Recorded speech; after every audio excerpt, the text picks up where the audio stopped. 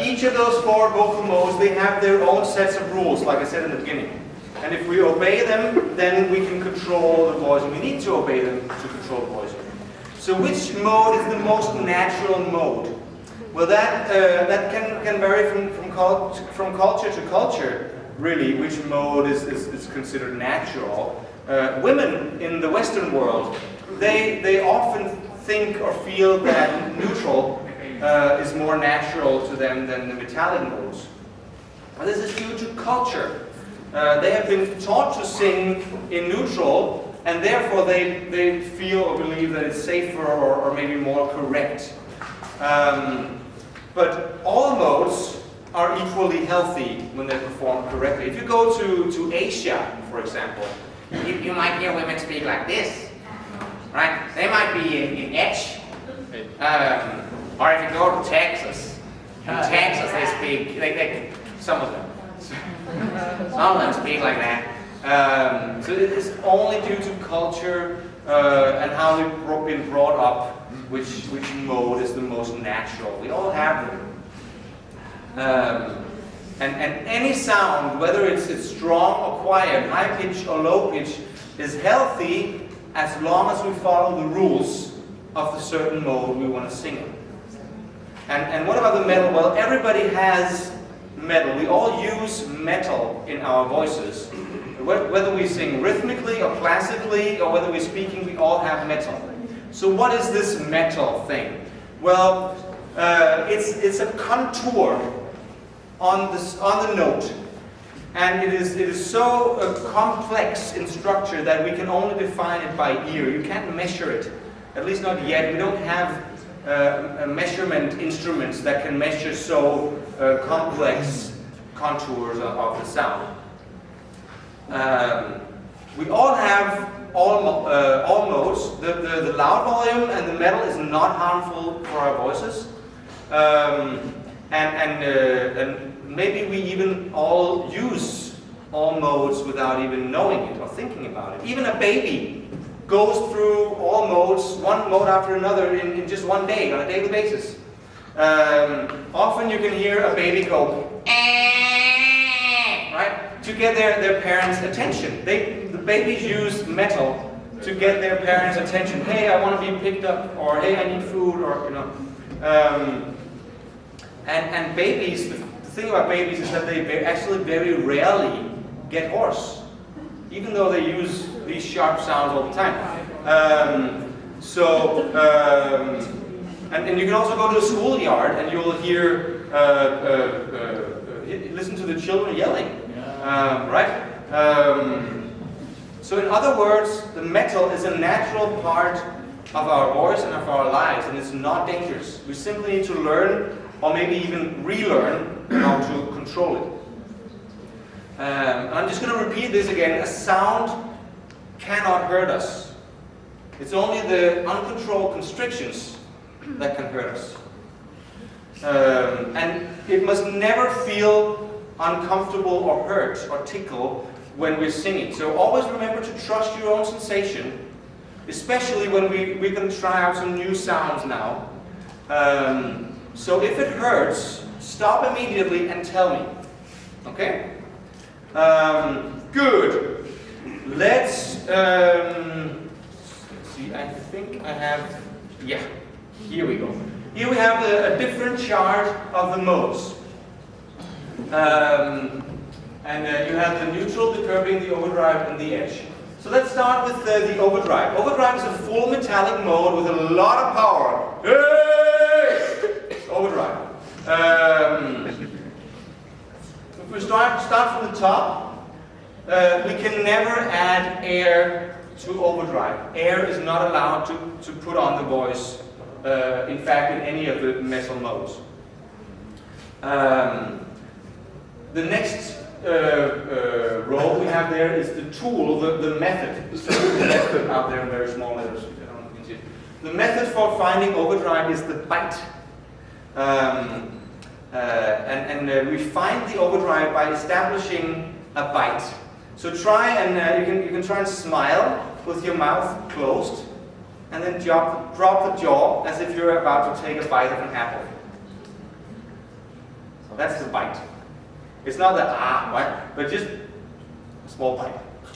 Right? That's the bite.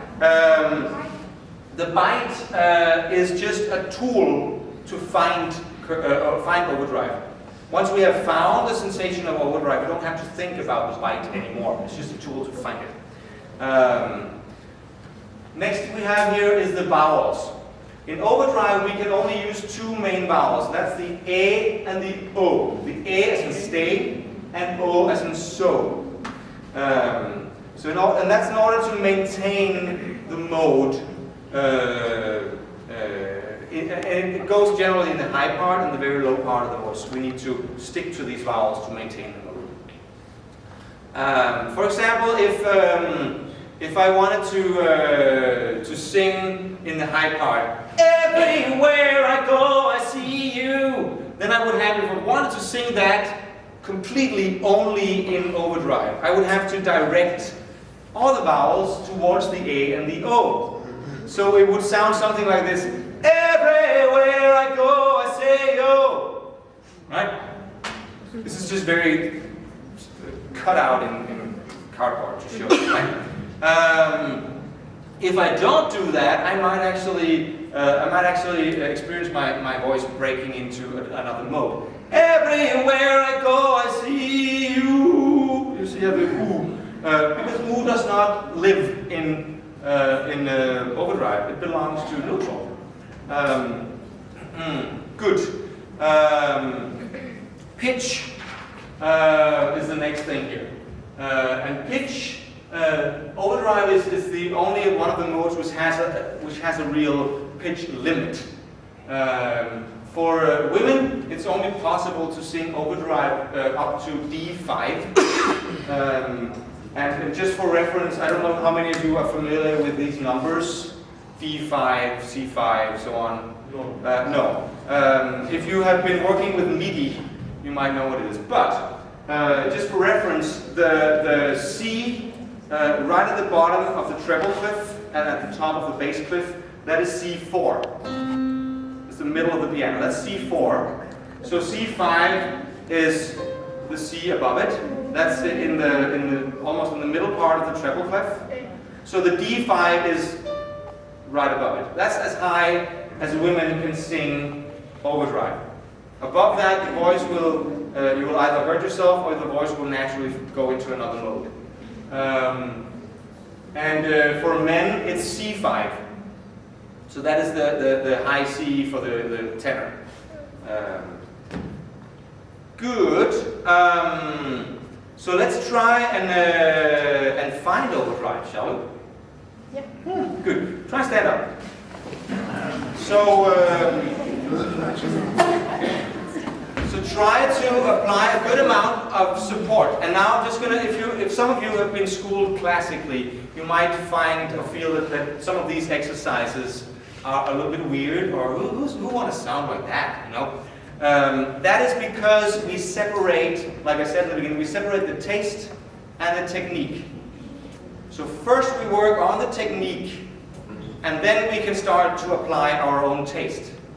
So if I were, let's say, I wanted to sing something in overdrive in a classical way, for example.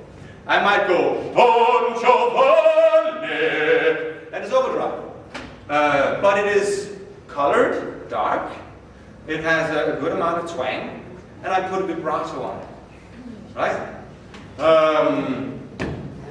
So what we're doing is we're separating the taste and the technique. So right now we're only working on the technique to find the sensation. Then we can put on the taste afterwards, so you can do that at home. So try to apply a good amount of support, keep the bite, and say, hey, hey, hey, yeah, hey, hey, hey, yeah, good. Try to have the men are here, hey, hey, hey, and the women, hey, up here for you. Yeah. So we're doing this fifth here, right? Or fourth, sorry. So we go here and hey, yeah, let's put it up half an hour. Hey, hey, hey, hey, hey,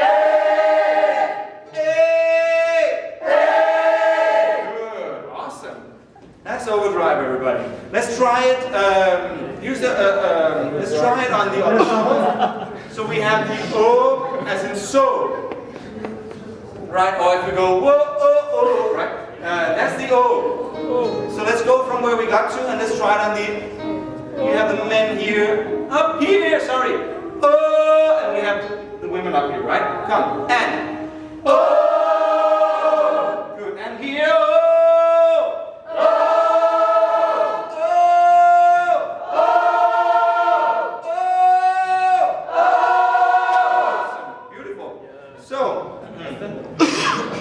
Let's try out the. There's a question. Esben? Yeah, question. Sorry, I didn't see. You also always say when I feel something weird, I don't know, when I feel my throat coming a little bit to the front, or I don't know how to describe it right, but when I feel moving in the throat, is it the uncontrolled whatever? Well, let me ask you, does it hurt? Not really, no. Does it tickle on your voice? On the voice. On your vocal cords? Does it like tickle? You get the feel that you want to clear your throat? No. No. So I would say that for you, if it doesn't hurt, it doesn't tickle, it doesn't obstruct you, just go, that's interesting. Right. So moving around, I mean, we are moving muscles and stuff all the time in our larynx when we're singing and in our vocal tract. Our larynx might go up and down, and it's perfectly healthy. So it's only if it's uncomfortable for you that you need to address it. Otherwise, just, that's interesting. Good. So let's go up here. As we can feel, there's no danger connected to singing like this, as long as we respect the rules of the modes. Okay? The volume of overdrive is usually loud. It can also be a medium volume. Hey! So it would be a medium volume. Yeah. And let's try out the volume. Let's try the limits of overdrive. So let's start on an A as in say, and we have the women here. A for the women, A for the men. So let's try this now. We start on the A at a comfortable volume, and then we try a comfortable pitch, and then we try to turn up the volume until you reach the limit. If it starts to hurt, stop. Okay? Turn up the volume until you feel here's the limit for my volume. So we have it here. A, come. Can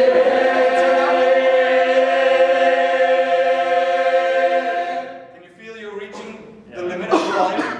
Good. Let's go the other way. So now we go the other way. We go from the comfortable volume, and then we turn the volume down until we feel either we flip into neutral or we feel that we turn into a different mode. Okay? So here come. And there you can feel you lose the metal, which means you are now in neutral. Okay? Good. So that's the volume of overdrive. The character is the last one down here. The character of overdrive is generally shouty. So let's shout. Let's shout an A! A! Yeah, that's good. So what do we do if we want to go higher in pitch than what overdrive allows? Well, if we want to be loud, one thing we can do, the thing we can do is we can go to edge. Edge is just like overdrive, it's a full metallic mode. And for that reason, no air is allowed in edge. And where overdrive had a more shouty ring to it, edge is more sharp and screamy. That's edge. And you can actually do edge and overdrive both on A. You can hear the difference if I go A in overdrive, A in edge. A. Right? That's the difference between edge and overdrive. The tool for finding edge is twang. we talked a little bit about the twang in the beginning, but in order to sing in edge, we need to add a relatively distinct twang to the note. And you can see that here in the, bring up the epiglottis chart again. So, the distinct twang, like I said at the beginning, is produced in the epiglottic funnel. It's what we call the funnel that you can see up there. It's like shaped like a funnel. And when you twang, it squeezes together in the middle there, the top of the regionalized and the epiglottis try to meet. So let's try to relocate the twang. Let's try to find it again. Let's try to say the vowel a, and then we add a lot of twang to it. Yeah, that's the a as in and. So make it as sharp and as twanged as possible. Yeah, that's good. Awesome. Good. Now, does it feel okay what you're doing? Good. Now try to sing the overdrive A as in stay from before. A! A! And then try and add the twang to it. A! A! Right, that's it.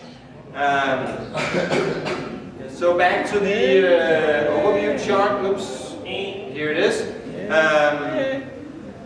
So the vowels for edge, you have the E, it's basically all the vowels that can be twanged, really. You have the E as in sit, you have A as in stay, you have A as in and you have as in right? So let's try out. Try to say twang again. Twang. And feel where the tongue is positioned on the tongue is positioned on the molars in the upper back of the mouth, right? A. You feel that? So try to say a as in and. You can twang that, right? That works great. So try to say a. Good. So try to say oo like two. Ooh. Doesn't work, does it? No, you can't twang it. Ooh, you can't twang it. Ooh. So try to say E as in sit. E. Good. That worked great. Try to say O as in so. No, it doesn't work. You can't make that N sound to it. All right. Then try to say as in herb. Yeah, you can twang that. So in order to stay in edge, in the high part of the voice, we have to focus on these vowels. So if I would take my singing example from before and I would try to do it in edge, then I would have to change all the vowels towards something like that. It would sound something like, everywhere I go I see you. And you hear whenever I have the O before, I'm choosing the as in herb. Very good. Pitch of overdrive you can do for women. I would say we have never heard any women sing edge or stay in edge above the high C. It's not to say it can't be done, but we just never heard it before. For men, you can sing edge in all pitches. Good. Volume. The volume of edge is also like overdrive, generally loud, but it can also be medium volume. And the character is generally screaming, where the overdrive is more shouty, right? So who uses edge? Well, obviously you hear it a lot in you hear it a lot in rhythmical music. You have a Tina Turner going, "I'm your private dancer," right? But it's also used in classical. Listen to any tenor. Any skilled tenor trying to do the high B natural in Nessun Dorma, and you will hear edge. I can't do it. I can't do that. But it would sound something in the lines of this. And you have the high note there, right? And that's clearly edge because it's loud and it's on an edge vowel, and you hear it's twang. But it has generally a dark sound color when I do it like that. So that's edge. Good. Let's move on to curbing. Curbing is, like I said in the beginning, is a half metallic mode. For that reason, no air is allowed in curbing. The character of curbing is more held back than the full metallic modes. It can sound a little bit restrained. So if you compare the overdrive to curbing you hear the curbing has a little bit more held back sound to it. And the method for locating the sensation of curbing is what we call the hold. You add a small hold and keep it while you're singing. So many singers are automatically in curbing, and so maybe they don't feel the hold. So let's locate the hold. Imagine that you're about to say something, but you hold yourself back in the last second, like that's the hold. You go. That's the sensation of the hold.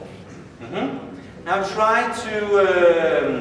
It shouldn't be held very very hard, but rather light and soft, as soft as you can, without losing the metallic character of the note. So keep this light sensation and try to say "oh" as in woman. Oh. Yeah. It needs to be a little bit louder to be in curbing. So you have to go where you can still hear the metal. The oh. Oh. Yeah, as in woman. Oh. Yeah. And the O is actually, for some languages, it's a difficult vowel. Yeah. If you work with Americans, they tend to go to oo, and if you work with Italians, they like to go to o. Yeah. Make sure you have the hold. The O is right between the O and the oo. O. It's right in the middle. Okay. O. O. Yeah. Good. You can also try a different vowel. Try to say the vowel E as in sit. E. Sorry. E. Yeah. E. Very nice. So the method of the hold, it doesn't have to be sustained after we locate the curbing. It's merely used for setting everything inside the vocal tract in the right position. Many singers, they know they use curbing without ever sensing that they have a hold. And in order to use curbing, especially in the high part, we need to focus on these vowels. E as in sit, as in hungry, and O as in woman. So let's try and find the vowels. Everybody say E. E. Yeah. And try and say O like woman. O. And try to say as in hungry. Yeah, very good. Make sure that you keep the sensation, right as you're finding curbing, keep the sensation of the hold. Oh! It's kind of held back, right? Very good. Pitch. In curbing we can sing curbing in all pitches. Again, for women we have never heard a curbing sung, and we've analyzed hundreds of singers to do this. We've never heard a curbing higher than the high C. It's not to say it can't be done. So let's try to do a little exercise. We do the same as before.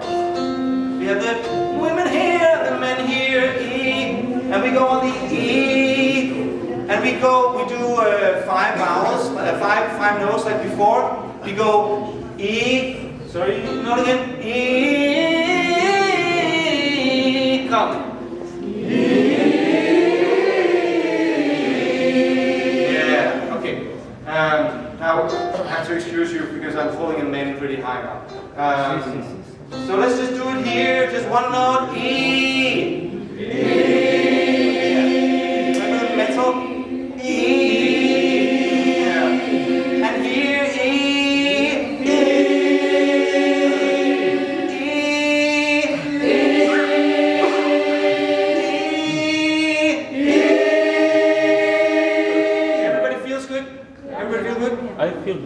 tickling. You feel a little bit tickling. Yeah. What's your support doing? Sleeping. Sleeping. That's usually what happens if we support too little. We're going to start feeling some up here. So work a little bit more on your support energy then. So we and Yep. good. All right. So that was curbing. Volume of curbing is generally medium volume. I think we're going to skip the volume limits. We could do a volume limit exercise, but I think we're going to skip that now. The character of curbing is often a little bit restrained. In refined curbing, at the beginning we can overdo it, and that makes the sound like someone's complaining. I feel very sorry for myself right now. And that's another way of getting into curbing. Just remember that once you found that sensation, try to loosen the hold up a little bit after that. Good. Now let's sum up the modes we already have. Give me an override note on A.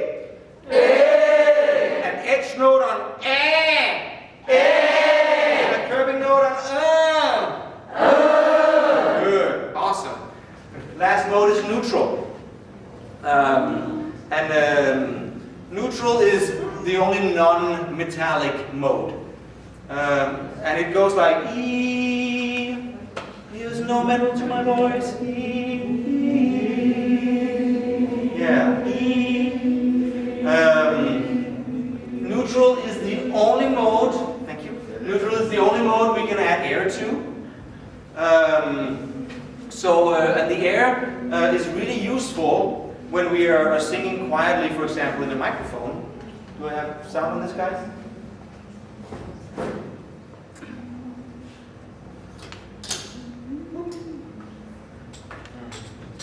Because the microphone has what we call a bass boost. I don't know if you want, we can go a little bit into the technique of the bass of the microphone, but I would rather not because we're a little bit pressed for time. But the closest proximity to the microphone, if you're all the way up close, so still have some. 1, 2, 3. The very close part of the microphone enhances the bass of your voice. Then if you move a little bit further away, it will feel natural. It will sound clear. That's what we call the sweet spot. And then if you move further away, then the sound becomes more and more acoustic because it picks up, acoustics also. So generally, when you're singing in what we call a dynamic microphone, it's a good idea to be in the sweet spot. Otherwise, it's just going to be acoustic. But anyway, back to the air. There's still no sound in this guy, so we're just going to drop it. But the thing with the air is that the interaction between the air and the bass boost in the microphone, if you move all the way up close to the mic, that enables us to achieve a really intimate and delicate sound when we sing in the microphone. So try to sing a note in neutral with air on it, on E like C, like E. Yeah. And then try to do the same thing without the air. E. Yeah. You feel the difference? Okay. Now, the method to locate neutral is the loose jaw. So establish a loose jaw. Again, this is merely a trick to locate the mode. As soon as we master it, we can choose a different mouth position and mouth opening and setting. The vowels in neutral, we can sing all vowels, but especially E as in C, U as in to, and A as in far, because none of those vowels are in any of the other modes. So if we're sticking to those vowels, we're sure that we stay in neutral. So these vowels naturally seek the neutral mode. But even though we can use all vowels in neutral, it doesn't mean that when we're singing in the high and very high part of the voice, that we can make the vowels sound as precise as the spoken ones does in the low part of the voice. Because in the higher part, the higher pitch we sing, the more the vowels start merging together. That's what we refer to as a merged sound. If we try to prevent the vowels from merging into each other on the high note, that may trigger uncontrolled constrictions. Let's do a little exercise in neutral. We do some single notes. We have the women here, and the men here. E on E. Come. E.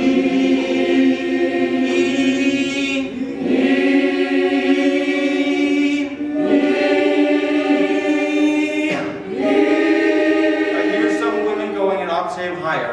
Be aware of that, because not going to pitch that. All right, the pitch we can sing neutral in all pitches. So let's try the volume. The volume is generally quiet, but it can be loud in the very high part of the voice. So let's try the volume limits. Let's go on an E. And then we try to turn up the volume, and as soon as we start feeling that we're moving into another mode, that's the limit. Okay? So we do from here, E and E. We feel as we turn it up, the voice will try to seek into, for example, the sensation of the curving E. E, that's the curving, to there. Let's go the other way, E, and then go down, come. E. And then at some point when you turn it down, you feel that the voice will flip into what we call the flageolet. Then you experience a kind of a break. And the flageolet, the vocal cords vibrate in a different way. Ask me about that if you want to know more about that. If you don't feel the break, but if you felt the break when you turn the volume up, that means that what you thought was neutral was actually the flageolet. And you should generally try to practice with a little bit more volume until you master neutral. Then you can practice on turning it down by adding more support. Okay? Flageolet, I can say a few things about the flageolet. Usually the vocal cords vibrate in full length when they vibrate, and then they stretch to reach a high note. But the flageolet is very different. On the flageolet, the vocal cords stay together, and it's only the front that vibrate. And then the pitch is determined from how long apart the vocal cords that vibrate. The shorter part, the higher note, that would be a flageolet. Right? And then if I go down in pitch from the flageolet, then at some point the length of the vocal cords that are vibrating are going to get longer and longer until it reaches the end, and then the voice is going to start vibrating full length. And that's when you experience the flip or the break. There you have the break, right? I always advise singers, avoid the neutral, avoid the flageolet. Because if you think you're in neutral, but you're actually using the flageolet, then what happens when you think you're in curving? Right? That means if you think you're in curving, but you're actually neutral, but you're trying to apply curving rules to your neutral, then you're in trouble. Right? Or if you're going for overdrive, but you're actually in neutral curving and you're using overdrive rules, you're in trouble. So always practice to get out of the flageolet first. Then when you master the modes, then you can start working deliberately and consciously with your flageolet, if that's what you want. Okay?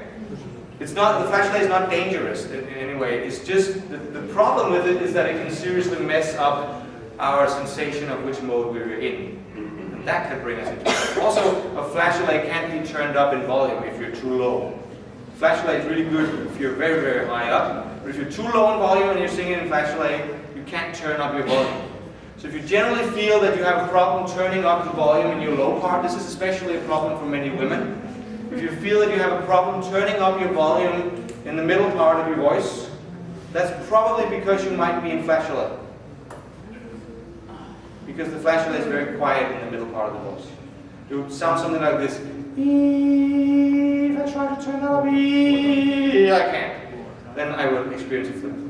Alright? Good. So, let's try the difference between all the modes. Sing a neutral note on in a comfortable pitch, just any pitch you like, on the vowel E. E. E. Good. Sing a neutral note in the same pitch with air. E. Good. Go for curbing on the as in hungry. It's a little bit held back. Very good. Now an overdrive on A. Yeah. And an edge note, same pitch on A as in and. Very good. If we follow the rules of the modes, we can get around in every corner of the voice without ever meeting any uncontrolled constrictions. All modes are equally healthy. Some people think that certain modes. Oh my computer just went. Some people think that certain modes are more healthy than others. That's only due to taste, culture, and conventions. Once again, all the modes are equally healthy when performed correctly. And once we know the rules and follow them, we can sing anything. So let's do a little quiz. I'm going to sing some different phrases, and you tell me which mode I'm in. Okay? So if I go, Billie Jean is not my lover. What mode is that? Curbing. Curbing. Why? Why is it curbing? It's a little bit restrained, yeah? Never air. No air. What about the volume? Medium volume, right? What about the vowels? Which vowels am I using? E as in sit. Billie Jean. E. I have the not my lover. Right? That's curbing. Next mode. So if I go, I've already used that example. If I go, my cold is speaking. That's not a mode. If I go, come with me. What mode is that? Overdrive. Overdrive. Why is it overdrive? It's loud, yeah. Character? Metal. Oh, right, we have the O on the A. Come with me. That's what I'm doing, right? Good. So if I go somewhere up there, what mode is that? Neutral. Why is it neutral? A little bit of air, right? And then if I go, a whole new world, what mode is that? Edge, right. You have the to it. There's the twang. What vowels am I using?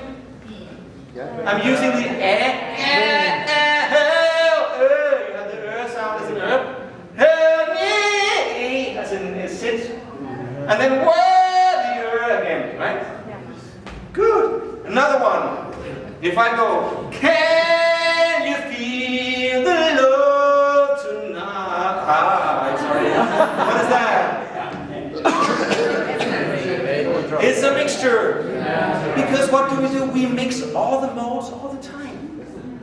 All the time, just depending on which vowel we're using. So what am I doing here? I'm going as in can. It's the edge. You feel. I have the neutral. The love. Overdrive. Tonight. The is in hungry. Right? It's all mixed. So we can change between all the modes as much as we want. As long as we respect the rules of the modes and we don't have a cold.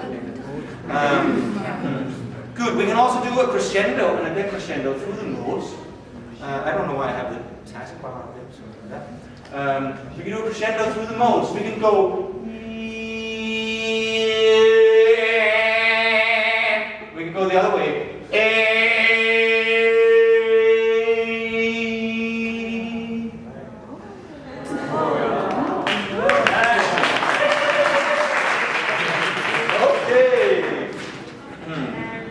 Here's another way. Whoops. There we are. Here's another way of looking at the modes.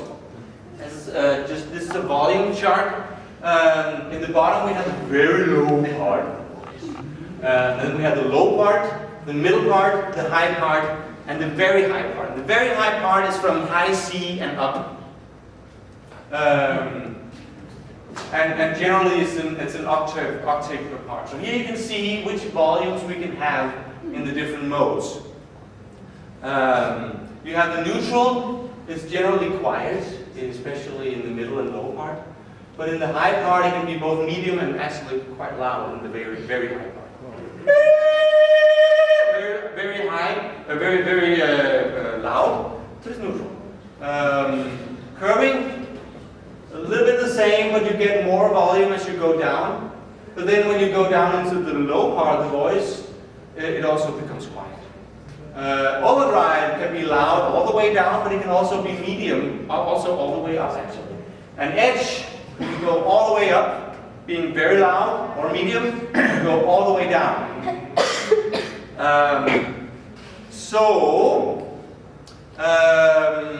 By nature, the voice will seek overdrive in the low part and neutral in the high part. That is if we don't try to control it. then the voice will change by itself. The path from overdrive through curving through neutral is what we call the traditional path. So if you have traditional or classical singing tuition, you might have been taught to go like that. You go from overdrive, or maybe even edge in the lower part. You go through the curving, or could be a little bit of neutral in the middle part, and then you gradually transition into neutral in the high part. Right? That's the traditional path, and what that does is it allows us to have the same volume all the way up. It allows us to have a medium volume all the way up. That's what we call it equalizing. And many people have been taught that this is the correct way to sing, but there are many other possibilities as well. You can go from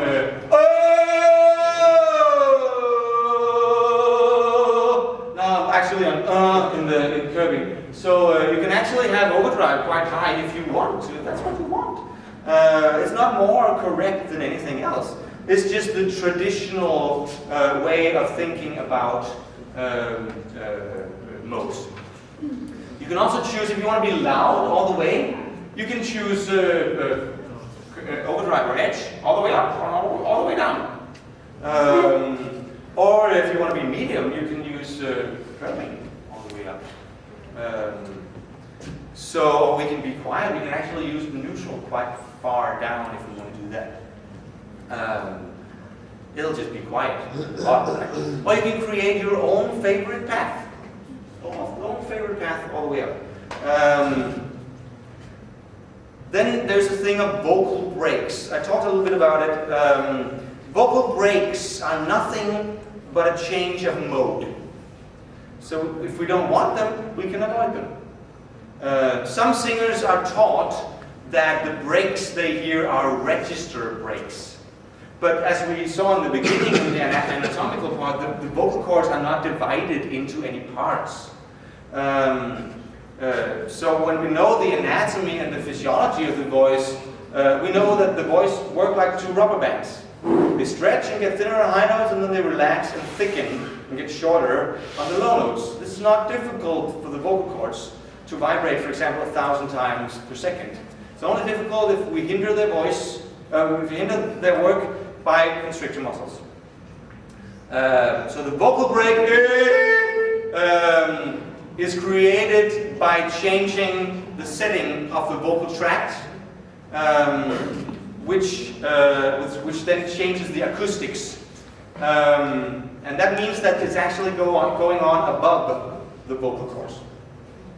And everybody can remove an unwanted break by controlling the modes. If we want them, we can keep them. And if we don't want them, we can get rid of them. So like I said, the voice will go towards overdrive in the lower part and neutral in the high part. So So if we want to avoid the break, we need to control the voice, control the mode as we ascend in pitch.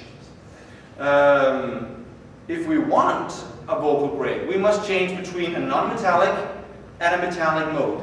For example, overdrive and neutral. That would be O, you have the O and the U, right? That's used, for example, in yodeling. You have the ole,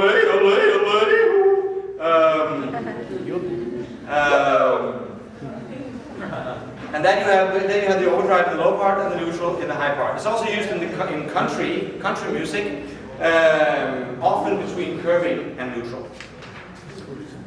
So I have a little section on speaking, but I think I'm gonna skip that part just to save a little time, and then show you another chart here, which is what we call it the centers of the modes. Each mode has a basic setting in which it works best, and we call this the center of the mode. And when we're singing in the center of the mode, that makes the singing easier. Here the voice is unhindered, and it doesn't cost so much energy to perform. It costs less energy, which means that we can sing longer, we get more volume, we don't get hoarse, and we automatically stay in pitch. So I sometimes work with people who have pitch problems. I don't know if any of you have pitch problems. But here's the thing I'm going to claim, and some of you might disagree, and I will debate you to death. Here's my claim. Tone deafness does not exist. If a person is out of pitch, it is because he or she is out of center of the mode. And what I have experienced, and many other CBT teachers have experienced before me, is that once you start finding the centers of the mode, you get the support to work, you find the modes, the person is automatically in pitch. For some people it will take more work than others, but tone deafness in itself is a myth. Alright? This is just to encourage anyone, if any one of you, or if you know someone who might have problems to stay in pitch. Everybody can learn to stay in pitch if they learn to control the modes, support the overall principles, learn to sing in the centers of the modes. Then everybody can learn to sing in pitch. Alright. Esben? Yeah. Sorry to ask. No problem. Stay in pitch? In the pitch. In the pitch. That means if you are on the note. If you are out of pitch, you are a little bit out of tune. Right? So if I'm singing and trying to sing this note here, and I'm out of pitch, am I going to delay? And I'm a little bit out of pitch, I'm not hitting the note because I'm constricting a little bit. Right? It's actually pretty difficult to do on purpose. So those just to encourage anybody, if you know anybody who has pitch problems, or if you're struggling with it yourself, if you just work on it enough, you can learn it too. Tone deafness is a myth. Alright, the marginal areas around the centers of the modes, that is when we can sing there, but it means that the position for the mode is slightly altered. Maybe because we want to achieve a certain sound for artistic reasons. Is that a hand down there? I'm just getting blinded. No, you're just scratching. Okay. So maybe for artistic reasons, but it doesn't harm the voice to be in the marginal areas, but it might cost a bit more energy and support to sing there. And then outside the marginal areas, that is where there is a danger of damaging the voice. I know it looks more dangerous than it is, trust me. The little skulls there. So if you're out there, that means that your constrictor muscles are too active, trying to protect the voice from the singer's lack of control. So it requires practice to stay in the center, but it is worth it. Because by means of controlling the modes, the vowels, the sound color, the energy, the tricks, the body will start to remember the centers, making it part of muscle memory. And as soon as the voice only recalls the centers, then happily it forgets the old ways, the wrong positions, and then the singer has more and more control and don't have to worry too much about technique and can concentrate on the artistic matters instead. You know, we talked about the technique and the taste, right? Good. It's a really good idea to practice the centers a little bit every day to work it into your muscle memory, to remember how healthy singing and healthy settings feel. Working healthy routines into the muscle memory. Especially in periods of intensive singing, if you're on tour or you have a series of concerts or something.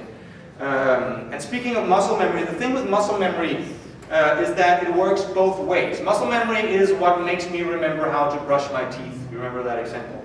And my arm can do it, I don't have to think about it, it just does it, right? And you probably even have the same order of brushing your teeth when you brush them. I usually start down here and then I work that. Anyway, so the thing with muscle memory is that it works both ways. So if we practice in an incorrect way, or we sing in an incorrect way, then we might actually end up working an unhealthy way of singing into the muscle memory. So that's why we have a rule, we call it the 3-mistake rule. When you're practicing a song and you make a mistake, then you say, okay, I made a mistake, what can I do to correct it? Maybe I need to support it a little bit more. Maybe I need a little bit more twang, maybe I need to use the correct vowel. Then you try the phrase again, oops, you make the mistake again. What did I do wrong this time? Then maybe you correct a little bit more, but maybe you overcorrect, then you make the 3rd mistake. Once you make the 3rd mistake, make the exercise easier. Remove the lyrics, practice on a vowel, put it down in pitch.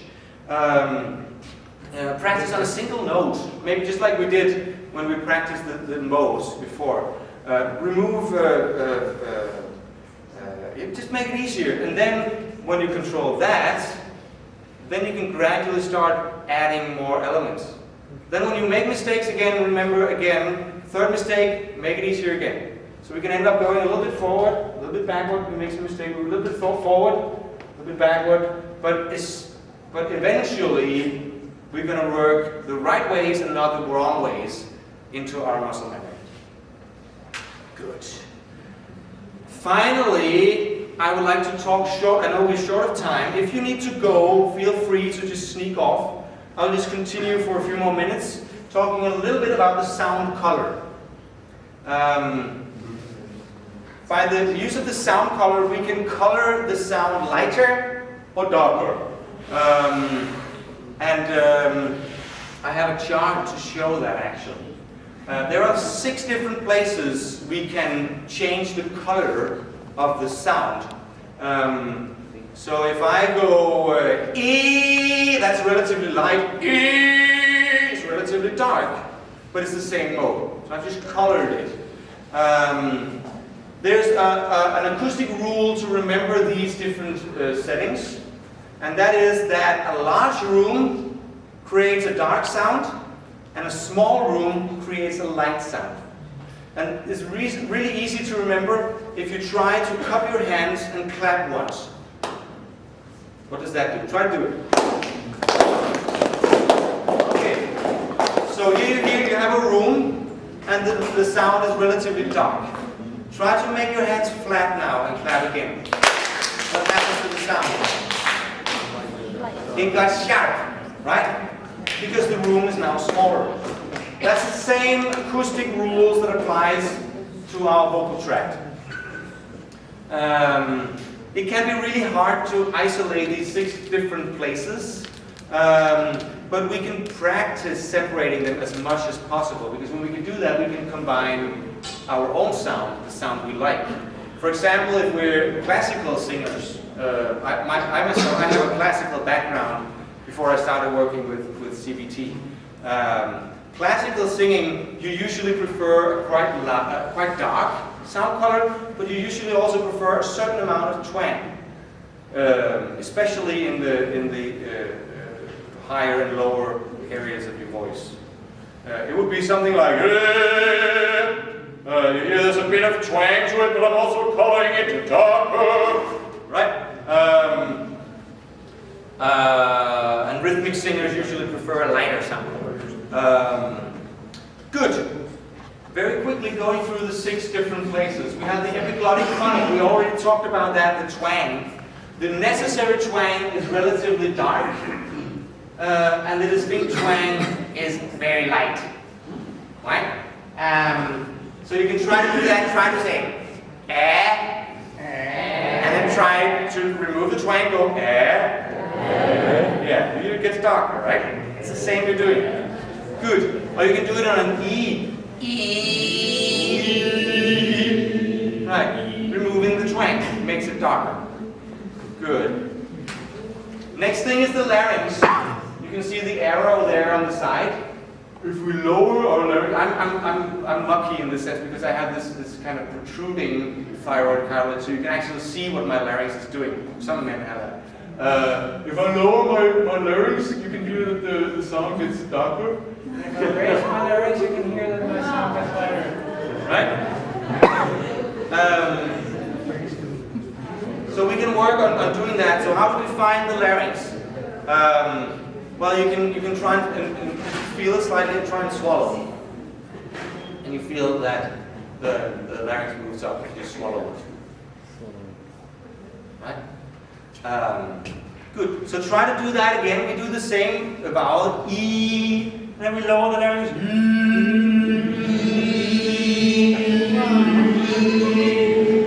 Yeah. You see what the larynx does? Now, in some schools of singing teach that a raised larynx is unhealthy, but we know that that is not true.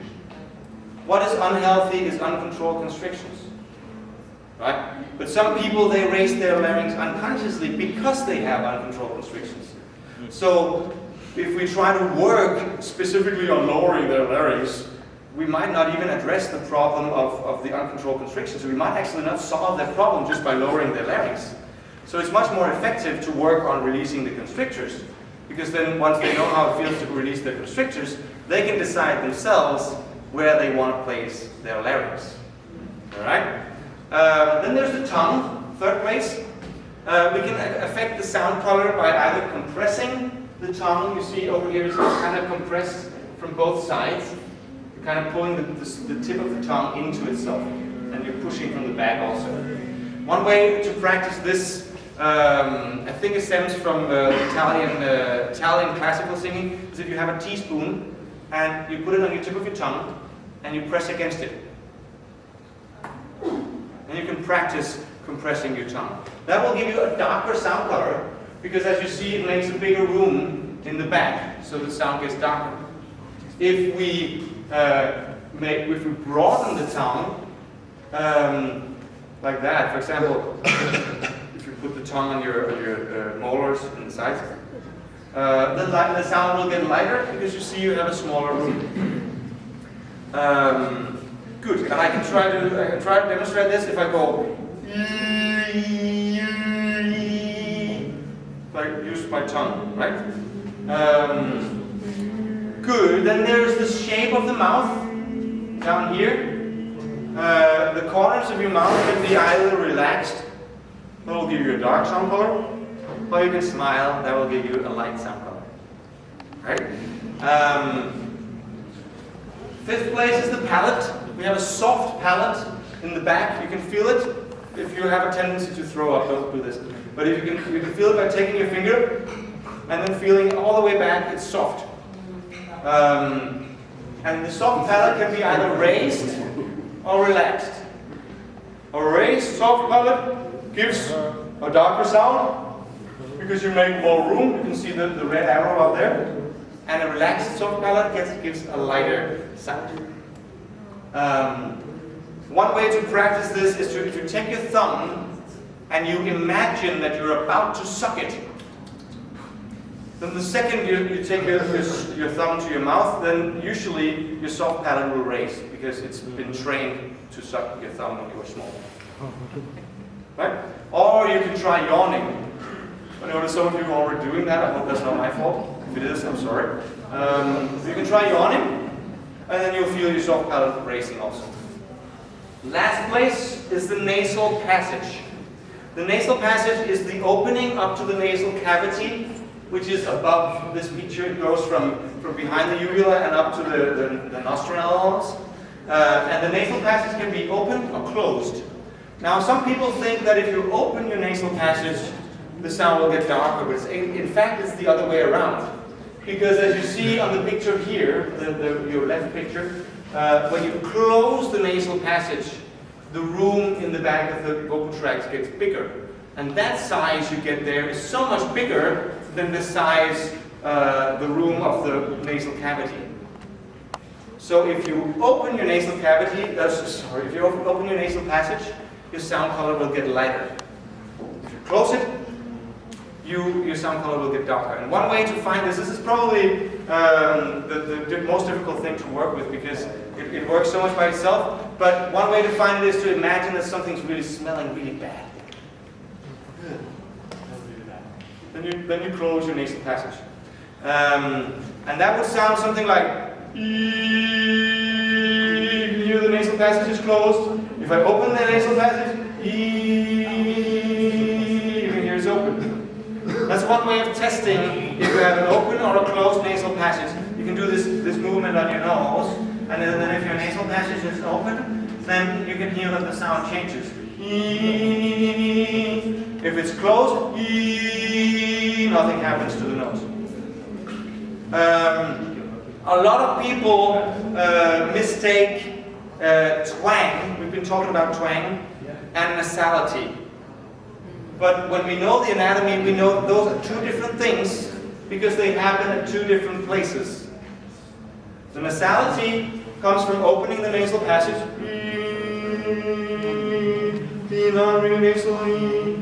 and the twang happens way down further at the very bottom of the vocal tract. So they're two very different things. And you can even test this out. You can pitch your nose and you can try and say twang. Yeah, twang. You can still say it with your nose pinched. That proves that it happens at a completely different place. So, closing the nasal passage creates a darker sound color. Opening it creates a lighter sound color. So, just to finish up for today, let's try and find the darkest and the lightest sound we can make. So, try to give me any note on the vowel E as in C, E, or you can use R if you want to do that if you feel that's easier. But E, and then try to apply only the necessary twang. Give me the note E, come. E. Yeah, only necessary twang, that's good. Now try and lower your larynx. Yeah. Compress the tongue. Relax the corners of the mouth. Right. And raise the palate like you're yawning. And then close the nasal patches like something's smelling really badly. That's the darkest moment in life, possibly. Right. Let's go the other way around. Let's go to the lightest sound we can make. So now we're going to do the same thing. So then we do the E, come. E. Now add distinct twang. E. Yeah. Raise the larynx like you're speaking like a child. Hi, hi. Yeah. And broaden the tongue. Like you're easy. Good. Smile. And then lower the palate or avoid raising it. E. And open the nasal passage. E. That's the lightest sound color we can possibly make. The cool thing about this is that once we master this, we can start creating our own sound. We can combining it. We can say, okay, I would like the character I get from smiling, but I would also like the darkness I get from raising my soft palate. But I could also, maybe I would also like a little bit more twang. But I could also close my nasal passage. Right? So you can combine and design your own sound. You have endless possibilities like that. And just to finish up, I've talked a little bit about classical singing. I don't know if anybody of you have classical tuition in here. Any hands? Few. Okay, good. Like I said, classical singings, we use the same modes, so we must obey the same rules for the modes.